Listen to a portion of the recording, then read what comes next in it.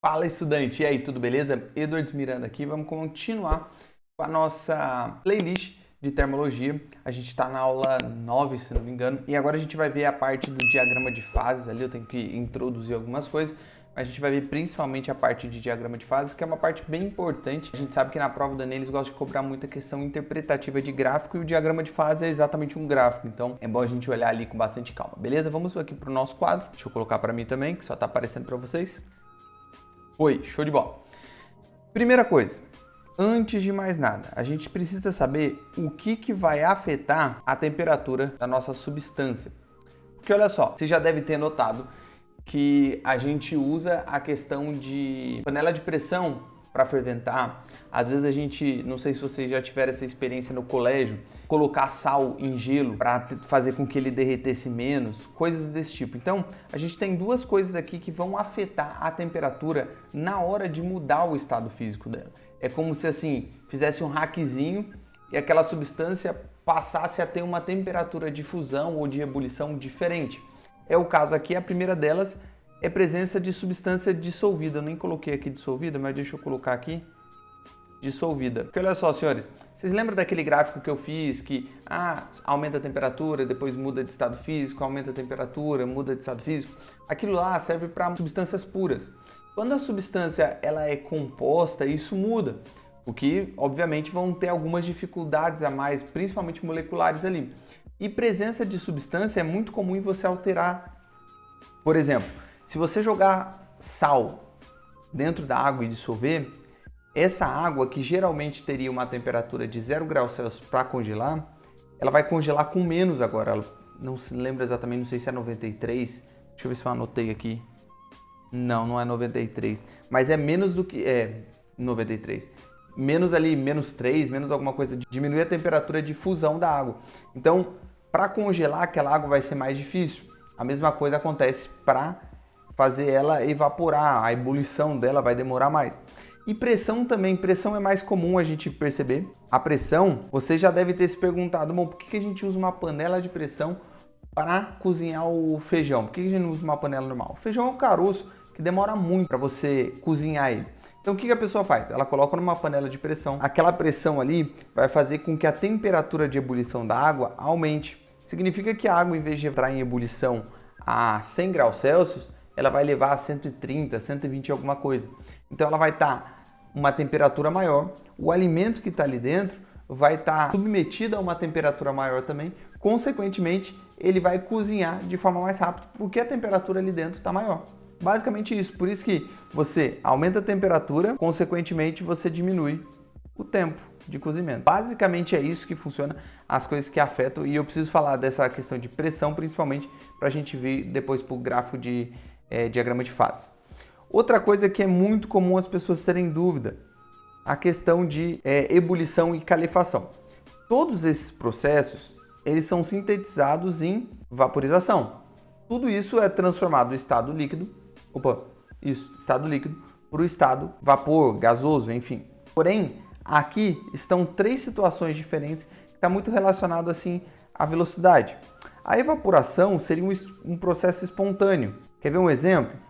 Imagina que você lavou roupa e acendeu ela. Não fica batendo vento ali, não fica aquecendo ali. Ela simplesmente é um processo espontâneo que vai acontecendo. E a evaporação, ela é muito favorecida se você tiver superfície de contato. Claro, pressão vai alterar, temperatura vai alterar, a saturação do ambiente, se o ambiente estiver muito úmido também. Mas o principal que a gente pode colocar aqui é superfície de contato. Como assim, professor? Faz um experimento na tua casa. Não sei se aí na casa de vocês têm ar-condicionado. É muito comum aqui onde eu moro as pessoas terem ar-condicionado em casa porque é muito quente. Mas faz uma experiência. Pega 1 litro de água, coloca num balde, um copo. No caso aqui não teria 1 litro, né? Mas coloca assim, bem cheio. Uma superfície de contato pequena e você coloca 1 litro de água. Beleza. Depois você pega numa outra bacia, só que aquelas bacias maiores, sabe, que tem uma superfície bem grandona e ela é menos fundinha assim, você coloca 1 litro de água também. No dia seguinte, você deixa ele no ar-condicionado, no dia seguinte você vai ver e tenta medir a quantidade de água, de litro, de volume que tem ali. você vai perceber que onde estava a maior superfície de contato teve uma evaporação maior. Então, quanto maior a superfície, maior a evaporação. Beleza? Show de bola. Ebulição é o processo mais comum, aquele que a gente já está acostumado, que é nada mais é que você aquecer a água, ferventar ela está sofrendo um processo contínuo, mas tudo junto. Ela sobe de, sei lá, ela está na temperatura de 20 graus Celsius, sobe para 30, sobe para 40, 50, 60, 70, 80, 90, 100. Basicamente todas elas juntas. É por isso que começa a borbulhar, porque a parte que está no fogo é um pouquinho mais quente que a outra, começa a fazer ali até que toda a água está submetida à mesma temperatura. A calefação, ela é um processo extremamente rápido. Calefação você pode lembrar, você fritou ali um ovo ou um bife, aí você vai lavar a panela, você coloca ela debaixo da água e faz aquele... O que é isso? Aquela chapa está numa temperatura muito maior do que a temperatura de ebulição e chega uma massa pequenininha de água ali, ela se expande de forma tão rápida, mas tão rápida, que libera muita energia. Por isso que você ouve o barulho.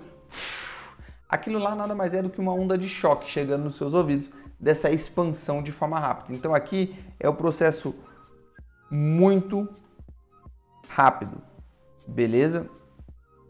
Todos eles a gente está transformando de líquido para vapor, porém aqui está muito relacionado à velocidade e à questão de energia.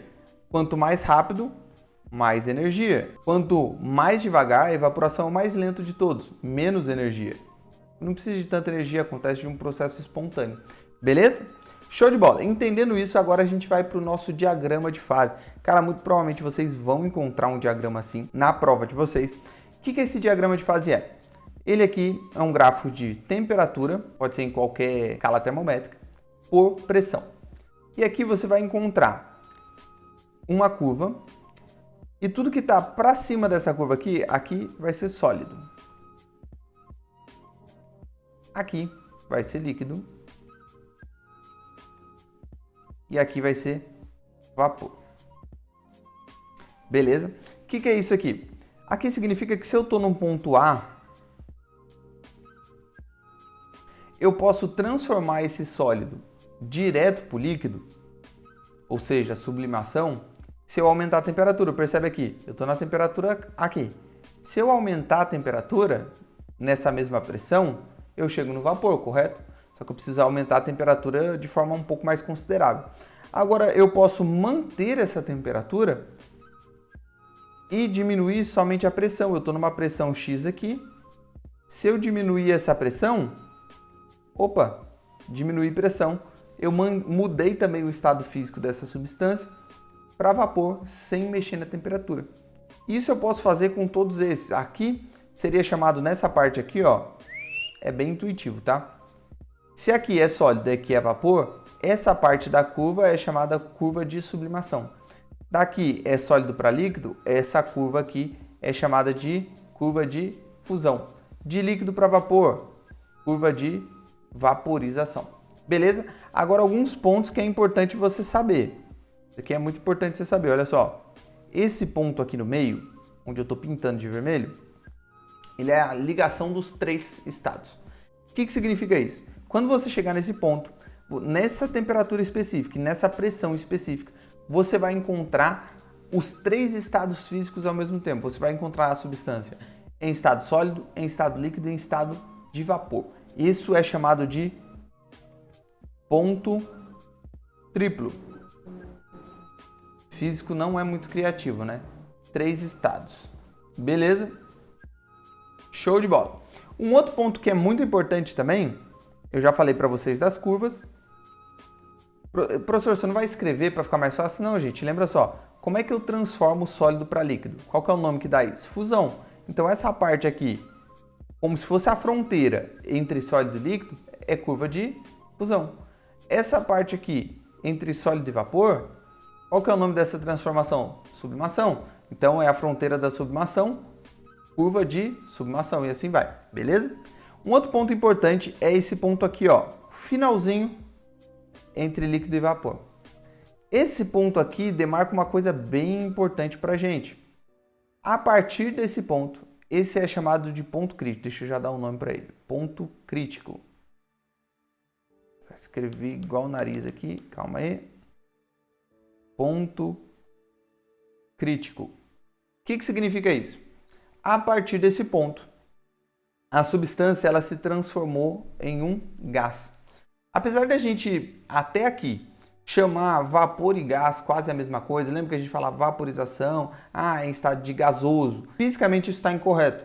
O ideal é que, a partir daqui, o que seria um gás exatamente?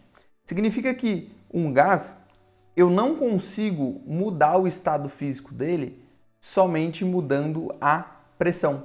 Porque aqui, por exemplo, se eu tenho um vapor nesse estado aqui, estou no ponto B. Se eu diminuir a temperatura, em algum momento eu vou chegar no estado sólido. Show? Show de bola. Se eu aumentar a pressão, eu mudo também para o estado físico. Show? Tranquilo. Agora um gás não. Um gás ele é definido porque eu só consigo mudar o estado físico dele mudando a temperatura. Porque olha só, se eu estou no ponto C aqui, se eu aumentar a minha pressão, ele vai continuar em gás. Ele vai subir aqui até o infinito e vai continuar em gás. Só com uma pressão bem mais alta. Eu só consigo mudar esse estado físico se ele mudar a temperatura. E essa é uma definição de gás. Beleza? Então esse ponto aqui, crítico, é muito importante. Seria a transformação em gás. Show de bola, senhores? Aí, o que é esse gráfico aqui aí embaixo, professor? O que ele tem de diferente? Ó, se vocês perceberem bem, aqui em cima o sólido é uma curva total, né? Aqui não, aqui é uma parte e outra parte aqui para fora. Esse gráfico, ele vai ser muito utilizado para substâncias que aumentam de volume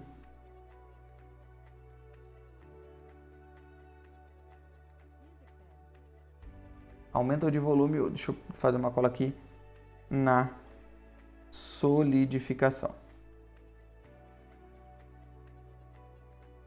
Como assim, professor? Lembra do comportamento anômalo da água?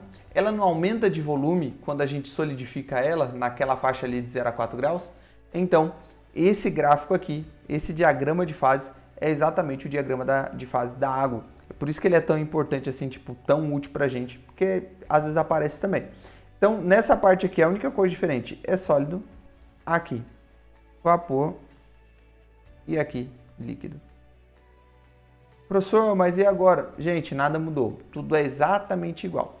Nesse ponto aqui é o nosso ponto triplo, nesse ponto aqui é o nosso ponto crítico. Se eu estou nesse ponto aqui e eu aumentar a pressão, eu chego no estado líquido. Se eu diminuir a pressão, no caso aqui, eu vou chegar a vapor e assim sucessivamente nada mudou. É só para vocês não assustarem na hora de chegar na prova e ver um diagrama desse. É comum que na prova de vocês ele não dê esse nome, tá? Ele espera que vocês saibam qual é o estado físico que está por trás de cada curva. Então, é mais comum que esses nomes aqui que eu destaquei, sólido, líquido e vapor, não estejam destacados. Então, você bateu o olho, você já viu. Opa, é desse jeito aqui. Uma substância normal, sólido, líquido e vapor.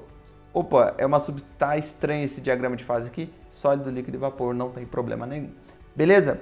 Galera, por essa aula é só isso. Se você gostou, deixa seu like aí, se inscreve no canal, comenta se tiver alguma dúvida, se não ficou bem claro alguma explicação. Eu tento fazer até um outro vídeo para melhorar, beleza? A ideia é que vocês possam nos ajudar a fazer um conteúdo de mais qualidade e a gente possa também ajudar vocês com o conteúdo que vocês precisam, seja para passar na prova do Enem, seja para complementar ali o ensino no colégio, beleza? Se você gostou, então, compartilhe com seu amigo que vai ajudar a gente bastante. Galera, aquele abraço e valeu!